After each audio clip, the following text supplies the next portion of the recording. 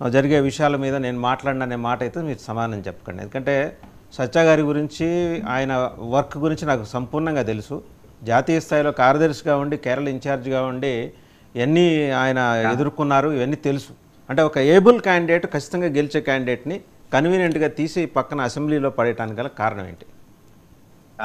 కాదండి, చర్చ ఏమో మీరు ఒక టాపిక్ చెప్పారు, అవన్నీ వదిలేసి మీరు ఆ టాపిక్ లో సత్య గారిని మీరు తీసుకొచ్చారు కాబట్టి నాకు అది గుర్తొచ్చి అడుగుతున్నా. చెప్తాను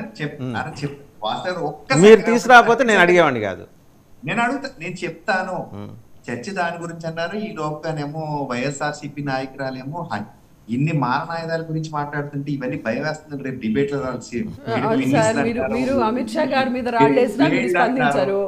అమిత్ షా గారి మీద రాళ్ళేసినా మీరు స్పందించారు.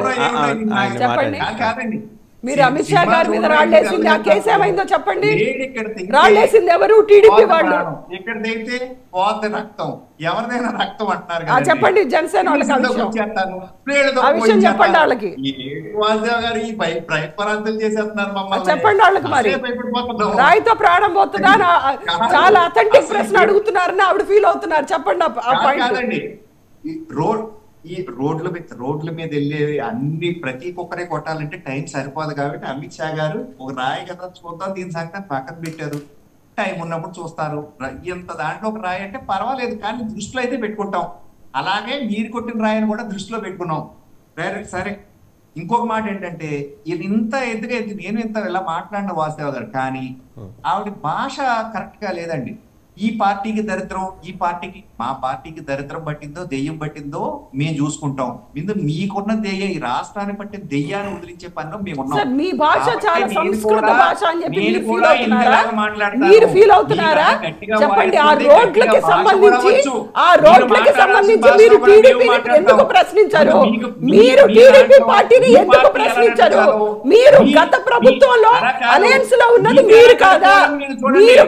చెప్పండి, మీరు కాదా? మీరు అలయన్స్ లో 2014 నుంచి 19 వరకు ఉన్నది అలయన్స్ లో మీరు కాదా? మీరు రోడ్లు వేశారా? చెప్పండి, మీరు రోడ్లు వేశారా? పురంధరేశ్వరి గారు బీజేపీ జెండా మోస్తున్నారా? టీడీపీ జెండా మోస్తున్నారా?